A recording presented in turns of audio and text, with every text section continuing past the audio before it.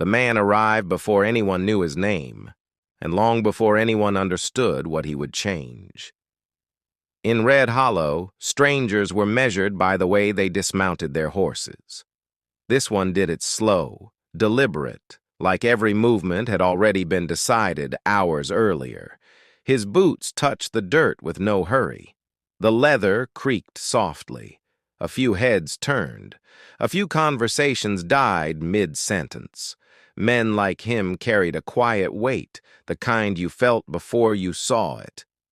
Ethan Cole stood there for a moment, taking in the town the way a man studies a hand of cards before placing a bet. The general store to his left, the saloon ahead, the boarding house across the street. Ordinary places. Ordinary lives. And yet, something in his chest tightened, the way it always did when he rode into a town that smelled of old wood, sweat, and unfinished business. He wasn't looking for trouble. He never was. Trouble just had a way of finding him anyway. Inside the boarding house, Clara Whitmore paused mid-step. She hadn't heard the horse, but she felt the shift outside, the subtle hush that rolled through Red Hollow like a held breath. She moved to the window, fingers brushing the curtain, and that was when she saw him. Dark coat, dust-lined trousers, shoulders squared not with pride, but with endurance. He didn't look dangerous in the way men whispered about danger. He looked tired. That unsettled her more than a snarl or a swagger ever could. Someone behind her murmured, "That'll be trouble." Clara didn't answer. Her heart was already beating faster, though she couldn't explain why. She had been promised a Samuel Price since she was 16, and every important thing in her life had already been decided by men who spoke calmly and never asked how she felt. She told herself this stranger was nothing, just another passing shadow. Still, she stepped back from the window like she'd been caught doing something wrong. Ethan crossed the street and tied his horse. He could feel eyes on him, could sense the questions forming behind them. He ignored it. He always did. Inside the saloon, the smell of whiskey and tobacco wrapped around him, familiar and unwelcome all at once. He ordered coffee instead of a drink. That alone earned him a glance from the bartender. Ethan sat with his back to the wall, habit carved into him by years that refused to stay buried. He noticed her then, reflected faintly in the mirror behind the bar. Not her face at first, her posture. Rigid. Careful.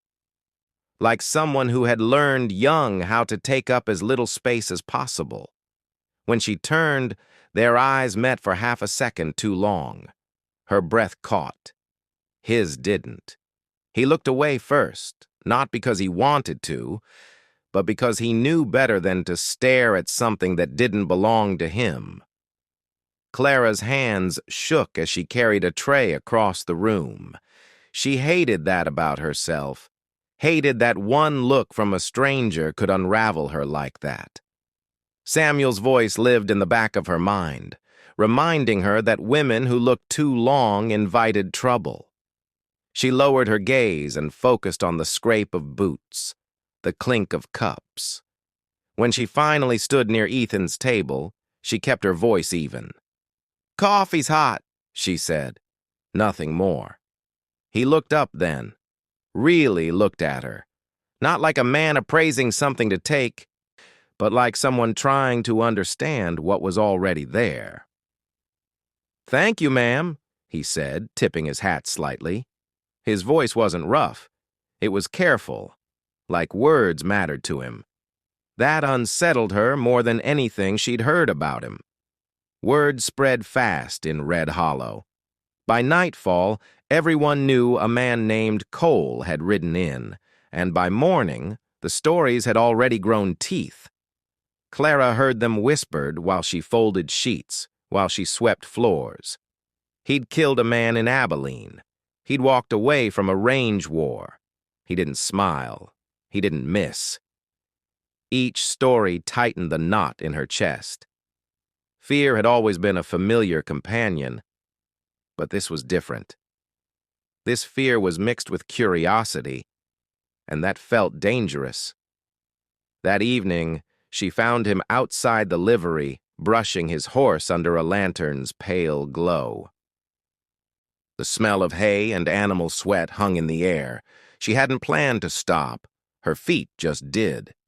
"Your horse," she said, because silence felt heavier. "He's got a calm eye." Ethan nodded. "So do you," he replied without thinking. The words surprised them both. Clara stepped back, pulse racing. "You shouldn't talk to me," she said. "I'm promised." He held up a hand slightly, not touching her. "I didn't come to take what's spoken for," he said. "I just came to pass through." She didn't know why that answer disappointed her. That night, Clara lay awake, listening to the town settle. A laugh from the saloon, a door closing. Somewhere, a horse shifting its weight. She imagined Ethan Cole riding out by morning, his presence reduced to another story told badly. The thought left her with an ache she didn't recognize. Fear followed her into sleep. Fear that he'd stay, fear that he'd leave, fear that if Samuel returned and saw the way she'd looked at another man, there would be consequences she'd already learned not to question. Ethan lay awake too, staring at the ceiling of the boarding house room he'd paid for in cash. He told himself he didn't belong here. Towns like Red Hollow promised peace and demanded blood. He'd sworn to himself he wouldn't be the reason another life broke. And yet the image of her standing stiff as a drawn wire wouldn't let him rest. Days passed. He took work mending fences, hauling freight, doing the kinds of jobs men gave to strangers they didn't trust, but needed anyway. Clara watched him from doorways and corners, always telling herself she was just being careful. When Samuel's name came up in conversation, Ethan listened without asking questions. He learned enough. Samuel Price was due back from a cattle drive soon. A good match, people said. A steady future. Ethan felt something hard settle in his chest. He didn't want her. He told himself that over and over. Wanting was dangerous. Wanting was what got men killed. But some things didn't care what a man wanted. The first real crack came on a quiet afternoon. Clara dropped a crate behind the store, the wood splitting, apples rolling into the dirt. She froze, waiting for a shout that didn't come. Ethan knelt beside her, picking up the fruit, brushing off dust. "Happens," he said, simple, kind. She swallowed hard. "You don't know Samuel," she blurted, and then wished she could pull the words back. Ethan looked up slowly. "I don't need to," he said. "I just know fear when I see it." Her eyes burned. She turned away before tears could fall. That was the moment she realized something had shifted. She wasn't just afraid of Ethan Cole anymore. She was afraid of what it meant that he saw her so clearly. By the end of the week, Red Hollow felt tighter, like a room with the doors closed. Samuel would arrive soon. Clara could feel it. Ethan could too. Neither of them said it out loud. Fear hung between them, unspoken and heavy. Clara told herself she should stay away, that nothing good came from men who carried the past in their eyes. Ethan told himself he'd leave before promises were broken. Both of them were wrong. And in that space between fear and choice, the story truly began. The second part of this story begins where fear stops being quiet. In Red Hollow, tension didn't arrive loudly. It crept in through habits, through glances held too long, through the way people began choosing sides without saying they had. Ethan Cole had been in town long enough now that his boots were familiar on the boardwalk, his presence no longer a novelty, but a question. Men nodded at him instead of staring. Work came easier, and that frightened Clara more than when he'd been a stranger. Familiar things were harder to escape.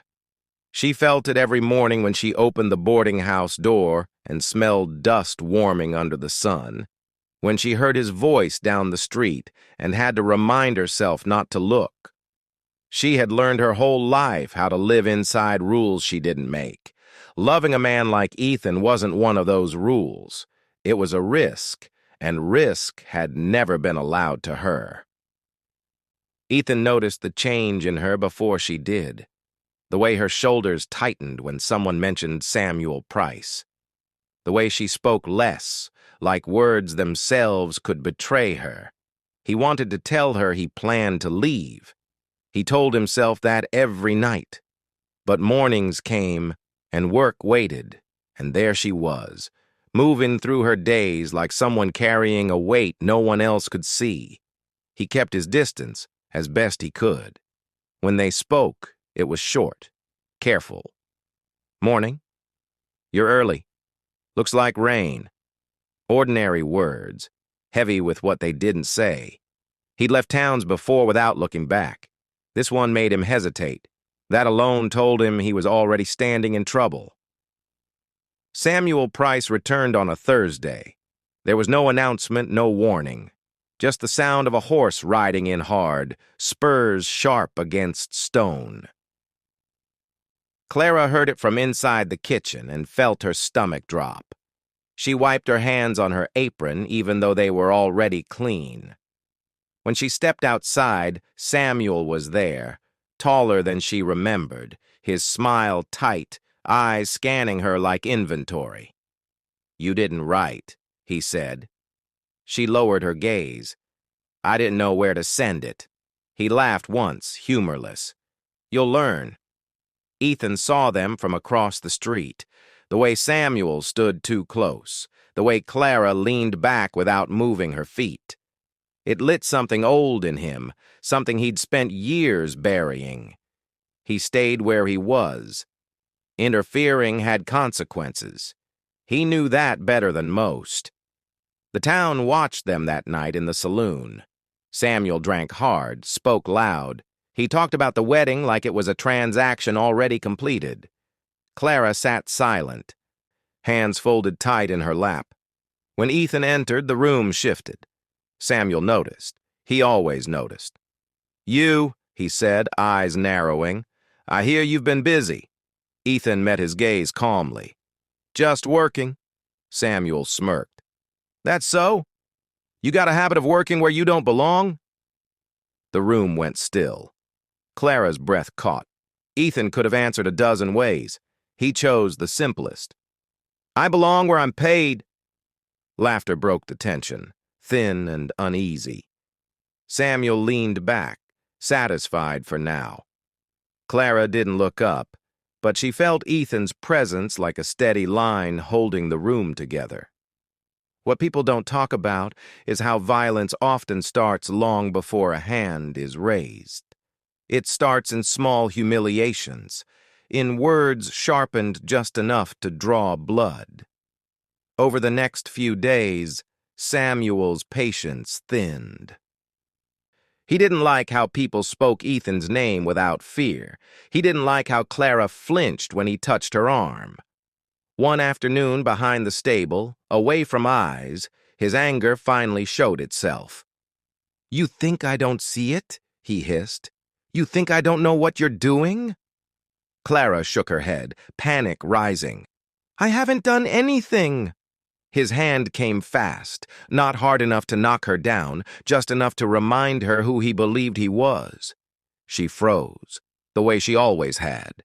Fear had taught her that stillness could be survival. Ethan heard her cry before he saw her. It cut through him sharp and immediate. He rounded the corner and took in the scene in one breath. Samuel's raised hand. Clara's white face. Time slowed, the way it does when a man stands at the edge of a line he promised himself never to cross again. Ethan stepped between them without touching either. "That's enough," he said. His voice didn't shake. That surprised him. Samuel laughed, short and ugly. "You planning to kill me, Cole?" Ethan held his gaze. "No," he said. "I'm planning to end this without blood." For a moment, no one moved. The air smelled of hay and iron. Then Samuel saw something in Ethan's eyes that calculations couldn't beat. He stepped back, humiliated, rage burning bright. "This isn't over," he said. He left town before sunset, his threats riding with him. The town didn't cheer. It exhaled. Clara sat on the steps behind the boarding house that night, knees drawn in, shaking. Ethan stood a few feet away, giving her space. "I thought you'd kill him," she said finally, voice breaking. He swallowed. "So did I," he admitted. "That's why I didn't." She looked at him then, really looked, and saw not danger but restraint. That realization hit her harder than fear ever had. She cried then, not loud, not dramatic, just honest. Ethan didn't touch her. He let her have the moment. Some things had to be felt without interference. Weeks passed. Samuel didn't return. Word came that he'd taken work far south. The promise that had shaped Clara's life dissolved quietly, without ceremony. Freedom didn't arrive with celebration. It arrived with uncertainty. Clara didn't know who she was without the future that had been chosen for her. Ethan didn't know how to stay in a place where his presence had already changed too much. They talked more now, sitting on the porch in the evenings, speaking about small things. Weather, work. Memories that surfaced when the night grew quiet. Ethan told her about the man he'd lost in a fight he never meant to finish. Clara told him about learning to be careful before she learned to be brave. If this were your life, standing where they stood, would you trust calm over chaos? Would you believe a man who chose restraint over pride could choose love over fear? Part 2 ends not with certainty, but with something rarer in Red Hollow. Hope, cautious and real, waiting to be tested by what came next. Clara Whitmore woke each day no longer bracing for Samuel's return, and that absence felt strange in her bones. Freedom, she learned, wasn't a door swinging open. It was a wide, uncertain road with no clear markers. Ethan Cole stayed. He told himself it was temporary, just until the next freight job ended, just until the season changed. But seasons came and went, and he was still there, hammering fence posts, fixing wagons, earning a place that no longer felt borrowed. People stopped watching him like a threat and started watching him like a man who belonged. That change mattered more to him than he let on. Clara and Ethan didn't rush what followed. They walked together in the evenings, keeping a careful distance at first, their conversations quiet and honest. Fear still lived close to Clara's skin. Some nights she woke from dreams of raised hands and harsh words, heart racing, breath shallow. When Ethan noticed, he didn't ask questions. He'd learned that silence, used well, could be an act of care. "You're safe," he said once, not as a promise of protection, but as a statement of fact. Those words settled into her slowly. Trust took time. Love, she discovered, took even longer. It grew in the small moments, Ethan bringing her coffee without asking, Clara stitching a tear in his coat and pretending it was nothing. 6 months later, the town marked the change without realizing it. Clara laughed more easily. Ethan smiled, a real one, not the guarded curve he'd worn like armor. He told her one evening about the man he'd killed years before, how anger had driven his hand faster than thought. "I live with that," he said. "Every day." Clara didn't try to fix it. She only said, "Thank you for telling me." That was the turning point neither of them expected. Love didn't arrive as a rush. It arrived as recognition. Two people seeing each other clearly and choosing to stay anyway. If this were you, would you believe you deserved that kind of quiet devotion, or would you run from it out of habit? The proposal, when it came, wasn't planned. They stood outside the boarding house as dusk settled, the air smelling of dust and cooling earth. Ethan spoke like a man stating a truth he'd already accepted. "I'm not good with promises," he said, "but I can give you my days, all of them." Clara felt fear rise, familiar and sharp. She let it pass. "I don't need perfect," she replied. "I need honest." He nodded, relief softening his features. They married a month later. No grand church, no finery, just townsfolk gathered under open sky, boots scuffed, hats in hand. When Clara took Ethan's name, she didn't feel owned. She felt chosen. That difference mattered. Marriage didn't erase the past. It reframed it. Ethan still woke some nights breathing hard, the old fight replaying behind his eyes. Clara learned to sit beside him until the tension eased, her presence steady. She carried her own scars, too. Sudden movements still made her flinch. Loud voices still tightened her chest. They talked about these things, not every day, but when it mattered. Healing, they learned, wasn't a straight line. It was work, done in quiet, repeated acts of care. Over time, Red Hollow began telling their story differently, not as a warning, but as an example. A woman promised to one man who chose another path. A cowboy who chose restraint when violence would have been easier. Years passed. The boarding house became theirs. Ethan fixed the roof himself one spring, working until his hands bled. Clara cooked for travelers, her reputation spreading beyond town limits. They argued, as all couples do, about money, about choices, about when to leave the past alone and when to speak its name. But they listened. That, more than love, kept them whole.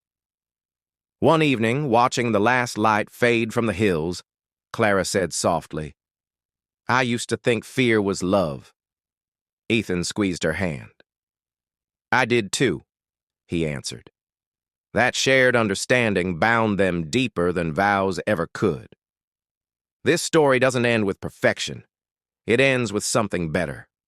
A life built slowly, deliberately, by two people who learned that safety and passion don't have to be enemies. So let me ask you, watching this unfold, if you were Clara, would you have trusted a man others feared? If you were Ethan, would you have stayed when leaving felt safer?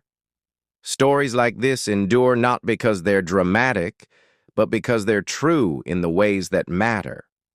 Fear can shape us, but it doesn't have to define us. Love, when chosen with care, can be an act of courage. Thanks for staying to the end. Where are you watching from?